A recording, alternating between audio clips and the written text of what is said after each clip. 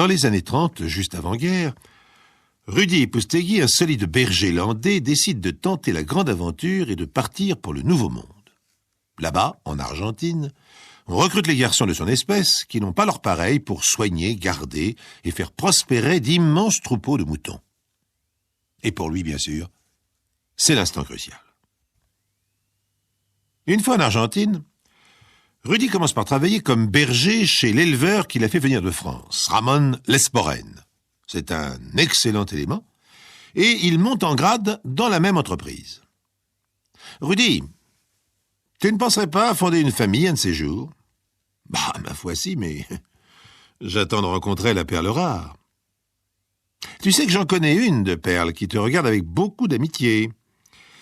Si tu savais lire dans son regard, et si tu étais d'accord, bien sûr. Mais vous voulez parler de qui, patron?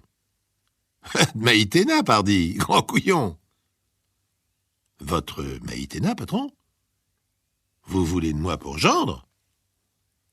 Et c'est ainsi que Rudi Ipustegui épouse la fille unique d'un des plus gros propriétaires terriens de la province de Mendoza. Très vite, la jolie Maïtena donne le jour à Carlos, un gros bébé, qui deviendra sans doute une armoire à glace dans le genre de son père. 2 ans plus tard, elle est à nouveau enceinte, mais cette fois les choses se gâtent. L'enfant, curieusement, est d'un roux flamboyant, pas du tout basque. Le médecin pédiatre, 4 ans après la naissance de Paco, leur annonce la mauvaise nouvelle. Votre fils est sérieusement handicapé. Pour l'instant, vous ne voyez pas la différence, mais il y a fort à craindre pour qu'il soit toute sa vie mentalement attardé. Quand il aura 18 ans, il se comportera encore comme un enfant de 5 ou 6 ans. Rentrés chez eux, les Ipustegui ont une discussion orageuse. Rudi ne veut pas admettre certaines choses. D'où tient-il ça, cet enfant? Jamais personne n'a eu ce genre de tare chez les Ipustegui. Et de qui tient-il sa tignasse poil de carotte? Avoue qu'il ressemble à ce Parkinson, l'ingénieur anglais qui était là l'an dernier pour installer les pompes électriques. Maïtena ne répond pas. Le petit Paco tient beaucoup, hélas, de son oncle maternel pour les tares et de l'ingénieur Parkinson pour la chevelure. 25 ans plus tard, dans les rues de Philadelphie, aux États-Unis, la police ramasse sous la pluie une sorte de clochard comateux de type étranger. On l'emmène à l'hôpital, il a l'air mal en point. À l'hôpital, au service des urgences et des indigents, bien évidemment, puisque le clochard ne possède pas d'assurance personnelle, on lui prodigue des soins. Quand on lui demande d'où il vient, il répond « Je ne me souviens de rien ». 2 jours plus tard, sans avoir repris ses esprits, le malheureux rend son âme à Dieu. Regardez bien dans ses vêtements, on ne sait jamais. Il y a peut-être quelque chose d'intéressant, un indice concernant sa famille. On tâte les vêtements, et effectivement, il semble que là, dans la doublure, au niveau du bras gauche, existe une épaisseur incongrue. On découle la doublure, une sorte d'enveloppe en toile épaisse est cousue dans le vêtement. Eh ben, dites donc, pour un clochard, c'est pas si mal. 500, 1000, 1500, 2000... Il avait $2500. Bon, il faudra prélever ce qu'il doit normalement à l'hôpital, et le reste à la famille, s'il en a une. Tenez, il y a une carte postale. Édition Martineau, c'est du français, ça. Regardez, ça doit représenter un village de là-bas. Sur la carte postale, qui représente un village typique du Pays Basque, une belle maison est entourée d'un grand trait de crayon rouge. Ça pourrait bien être chez lui. Le docteur Bennett remarque « Je connais un généalogiste, Walter Koenig, un gars marrant. Il adore ce genre de mystère, et en fait, il gagne gentiment sa vie en découvrant des héritiers. La plupart du temps, ils ne savent même pas qu'ils héritent, et ils sont trop contents de céder 10% de ce qui leur tombe du ciel à Koenig pour récupérer les 90% qui restent. » Walter Koenig, quand on lui confie les éléments découverts sur la dépouille de l'inconnu, réfléchit un moment. Édition Martineau. D'après la carte postale, on peut estimer qu'il s'agit d'un tirage d'avant-guerre. En France, avec un peu de chance, ils existent encore. Au consulat français de Philadelphie, Walter Koenig consulte les annuaires téléphoniques de France et de Navarre. Heureusement, les éditeurs de cartes postales ne sont pas légion et la maison Martineau existe toujours. Un courrier, et il reçoit le renseignement demandé. La vue représentée sur notre carte postale illustrée numéro 457 PB, édition de 1937, la rue principale du village d'Eraxou, département des Basses-Pyrénées. Koenig adresse alors un courrier à Monsieur le maire d'Eraxou, Basses-Pyrénées, France. Monsieur le maire, veuillez trouver ci-joint la photographie d'une carte postale indiquant une maison de votre commune. Auriez-vous l'amabilité de m'indiquer à quelle famille appartenait avant la dernière guerre cette maison? Cette demande est faite afin de retrouver les héritiers d'un inconnu décédé à Philadelphie le 14 novembre dernier et qui était peut-être originaire de votre commune. Cette maison appartient peut-être à sa famille. Veuillez croire Monsieur le maire à l'expression, etc. Quelques semaines plus tard, la réponse du maire d'Eraxou arrive. Suite à votre honoré, j'ai le plaisir de vous faire savoir que la maison représentée sur la carte postale de notre commune est la maison du Piment, propriété de la famille Ipoustegui, et vendue par Rudy Ipoustegui au moment de son départ comme berger pour l'Argentine. Sa dernière adresse connue était 239 Calle Solal, Buena Cruz, province de Mendoza.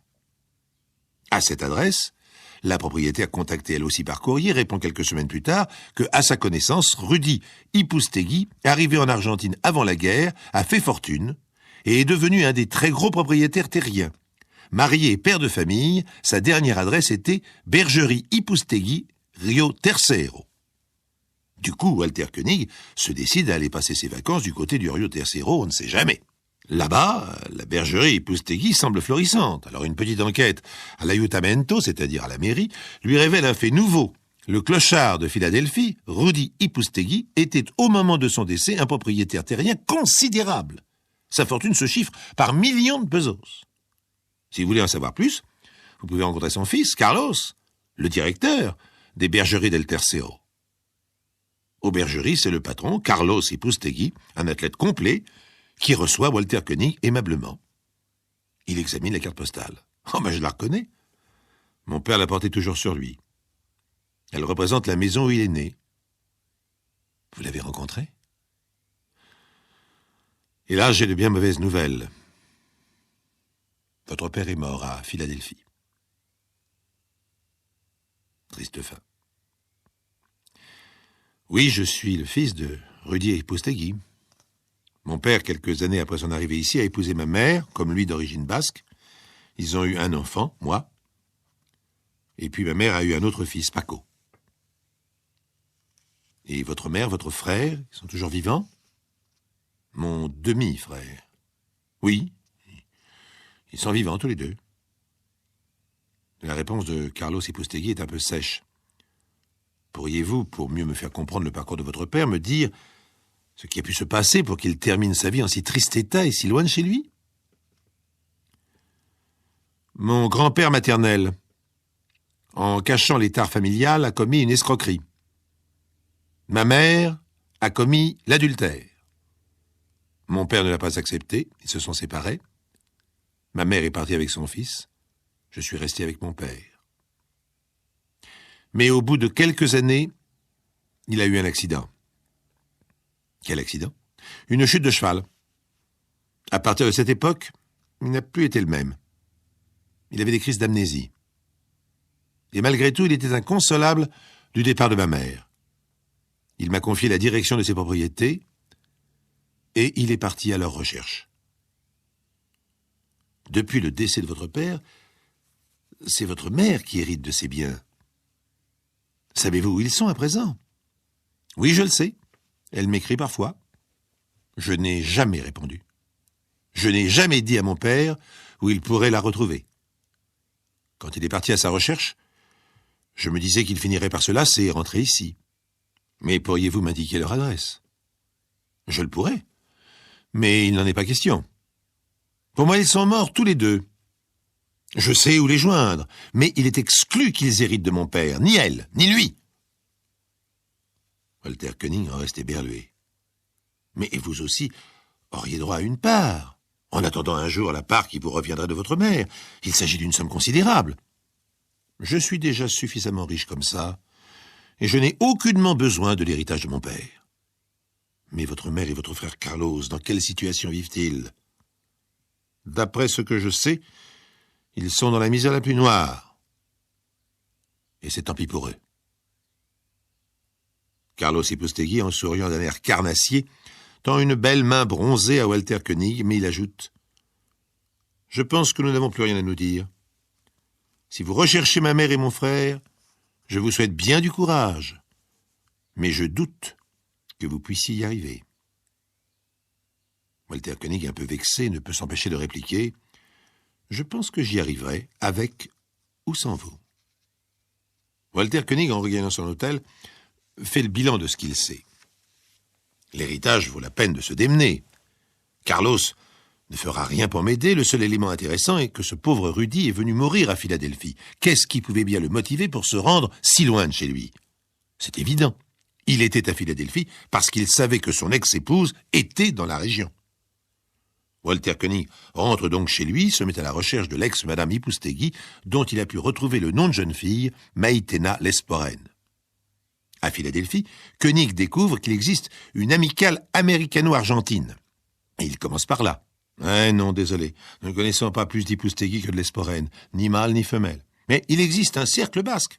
Vous pourriez peut-être aller voir de ce côté-là.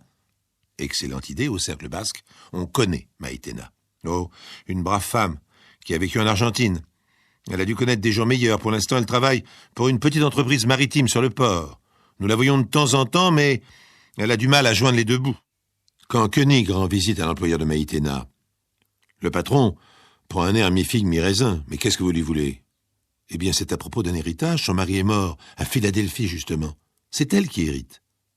Le patron se met à sourire. Là, vous auriez dû arriver il y a une semaine. Ça aurait pu changer bien des choses. Figurez-vous que Maïtena a disparu. Et avec elle, 1896 $ qu'il y avait dans la caisse. Elle vous a volé? Je ne vois pas comment on pourrait définir ça autrement. Remarquez, j'aurais dû me méfier, cette pauvre Maïtena avait trop de problèmes avec son fils. Il est un peu débile, entièrement à sa charge, et il a besoin de médicaments qui coûtent très cher. Je suppose qu'elle a quitté son domicile, oui. Et j'ai dû porter plainte, ne serait-ce que pour les assurances. Aucune famille connue, bien sûr, pas d'amis? Non. Son seul point fixe connu, c'est l'Institut Pambleton, où son fils reçoit les soins indispensables. Mais là non plus, on ne l'a pas vu cette semaine. Walter Koenig, bien décidé à retrouver l'héritière de Rudy Ipoustegui, se met alors en planque devant l'Institut Pambleton. Et il repère bientôt Maïtena et son fils Paco, et les suit à la sortie de l'Institut lorsqu'ils montent dans un autobus. Dans la banlieue de Philadelphie, ils descendent et entrent dans une pension très modeste.